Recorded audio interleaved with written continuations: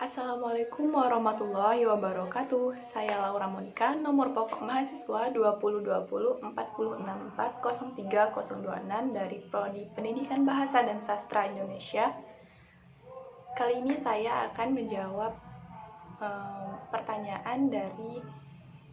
pertanyaan untuk penilaian tengah semester mata kuliah Tata Bahasa Baku Bahasa Indonesia. Pertanyaan yang pertama adalah jelaskan kedudukan bahasa Indonesia. Bahasa Indonesia mempunyai dua kedudukan, yaitu yang pertama sebagai bahasa negara dan yang kedua adalah sebagai bahasa nasional. Sebagai bahasa nasional, kedudukan bahasa Indonesia adalah fungsinya untuk mempererat hubungan antar suku di Indonesia, yang mana sudah dikukuhkan dalam butir ketiga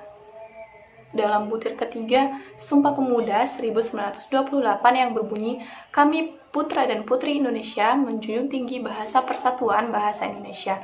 Kemudian yang kedua adalah sebagai bahasa negara. Sebagai bahasa negara, bahasa Indonesia berfungsi untuk menjalankan administrasi negara seperti yang sudah tertuang dalam Undang-Undang Dasar 1945 bab ke-15 pasal 36 yang menyebutkan bahwa bahasa negara adalah bahasa Indonesia. Pengukuhan bahasa Indonesia sebagai bahasa negara sudah terjadi sehari setelah kemerdekaan, seiring dengan diberlakukannya Undang-Undang Dasar 1945. Pertanyaan yang kedua adalah jelaskan proses morfofonemik beserta contohnya. Yang pertama adalah proses penambahan fonem. Proses penambahan fonem terjadi sebagai akibat pertemuan morfem men dan morfem pen pada kata dasar yang bersuku satu. Morfem men akan berubah menjadi menge dan pen akan berubah menjadi penge. Sebagai contoh, morfem men ditambah dengan kata las akan menjadi mengelas. Kemudian morfem pen ditambah dengan kata cat akan jadi pengecat. Selain perubahan fonem pada bentuk dasar yang bersuku satu, terjadi juga perubahan fonem lain, yaitu penambahan w apabila bentuk dasar yang bersuku satu memiliki akhiran u, o, atau aw, dan penambahan y apabila bentuk dasar bersuku satunya berakhiran i atau ai. Sebagai contoh, akhiran an ditambah dengan hari menjadi harian. Jadi seolah-olah di antara antara hari dengan an itu ada huruf y di tengahnya, harian. Kemudian contoh yang kedua adalah an diakhiri dengan lambai menjadi lambaian, begitu juga seterusnya. Proses morfofonemik yang kedua adalah proses hilangnya fonem. Yang pertama, proses hilangnya fonem n. Hal ini akan terjadi apabila morfem men dan morfem pen bertemu dengan bentuk dasar yang berawalan fonem L, R, W, Y, dan nasal. Sebagai contoh, men ditambah lupakan akan jadi melupakan, n-nya akan hilang. Kemudian yang kedua, men dengan rampas akan jadi merampas. Dan yang ketiga, pen dengan lawak akan menjadi pelawak, jadi n-nya akan hilang. Yang kedua adalah proses hilangnya fonem R. Proses hilangnya fonem R pada morfem ber, per, dan ter terjadi akibat morfem-morfem tersebut bertemu dengan fonem yang berawalan R atau bentuk dasar yang memiliki akhiran er. Sebagai contoh, bertambah rencana jadi berencana, bukan berencana, jadi salah satu R-nya itu akan hilang. Kemudian yang kedua, per ditambah kata dasar rasa akan menjadi perasa. Kemudian contoh yang selanjutnya adalah ter ditambah rasa akan jadi terasa, bukan terasa. Yang ketiga adalah proses hilangnya fonem K, P, T, dan S. Proses tersebut, hilangnya fonem-fonem tersebut terjadi sebagai akibat dari bertemunya morfem dan pen dengan salah satu fonem K, P, T, atau S. Contohnya, kata morfem men bertemu dengan kata dasar kontrol akan jadi mengontrol. Jadi, si en berubah menjadi eng. Kemudian yang kedua contohnya, pen bertemu dengan kata tusuk jadi penusuk. Pen bertemu dengan kata dasar penyumbang, pen bertemu dengan kata sumbang jadi penyumbang. Pertanyaan yang selanjutnya, pertanyaan yang terakhir yaitu jelaskan apa yang kamu ketahui tentang verba, nomina, pronomina, numeralia, kemudian adjektiva, adverbia, dan kata tugas. Yang pertama adalah verba. Verba adalah salah satu kelas kata yang menyatakan suatu tindakan, keberadaan, dan pengalaman. Menurut kamus Merriam-Webster, kata kerja atau verba adalah suatu kata yang menunjukkan suatu aksi ataupun peristiwa yang dialami oleh subjek. Verba biasanya berfungsi sebagai predikat. Ciri-ciri verba antara lain yang pertama adalah memiliki fungsi utama sebagai predikat, kemudian yang kedua adalah mengandung makna aksi, proses, atau keadaan yang bukan merupakan suatu sifat atau kuantitas. Kemudian bentuk-bentuk verba antara lain verba asal dan verba turunan. Yang selanjutnya adalah nomina. Nomina atau kata benda adalah kelas kata yang menyebutkan nama orang, nama benda, nama tempat, atau segala yang dibendakan.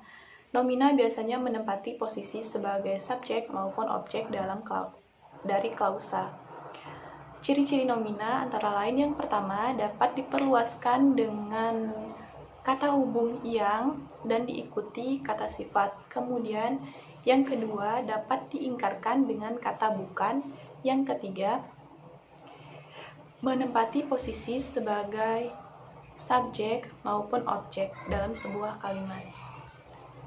Jenis-jenis nomina antara lain yaitu nomina abstrak, nomina umum, nomina konkret, nomina kolektif, dan nomina khusus. Bentuk-bentuk nomina antara lain nomina asal dan nomina turunan. Batasan-batasan nomina antara lain yang pertama, nomina dasar atau nomina asal hanya terdiri dari satu morfem bebas, seperti rumah, gunung, dan lain-lain. Kemudian yang kedua, nomina turunan. Nomina turunan dibentuk melalui afiksasi, perulangan, dan pemajemukan. Yang ketiga adalah pronomina. Pronomina merupakan nama lain dari kata ganti. Kata ganti adalah kata yang menggantikan nomina atau frasa nomina. Fungsinya adalah untuk memperhalus kata yang kita ucapkan. Adapun ciri-ciri pronomina antara lain yang pertama adalah menempati posisi sebagai subjek dan objek, tapi pada kalimat-kalimat tertentu dia bisa menempati posisi sebagai predikat. Kemudian yang kedua adalah acuannya dapat berubah-ubah sesuai dengan konteks kalimat. Kemudian jenis-jenis pronomina antara lain kata ganti orang, kata ganti empunya, kata ganti penanya, dan kata ganti petunjuk. Bentuk-bentuk pronomina antara lain pronomina dasar dan pronomina turunan. Yang keempat adalah numeralia atau kata bilangan. Menurut Kamus Besar Bahasa Indonesia, numeralia adalah kata yang menunjukkan suatu bilangan atau kuantitas. Ciri-ciri numeralia terdiri dari dua ciri, yaitu morfologis dan sintaksis. Ciri numeralia secara morfologis dapat dilihat dari bentuk-bentuk numeralianya. Kemudian secara sintaksis dapat dilihat melalui perilakunya dalam tataran frasa dan klausa.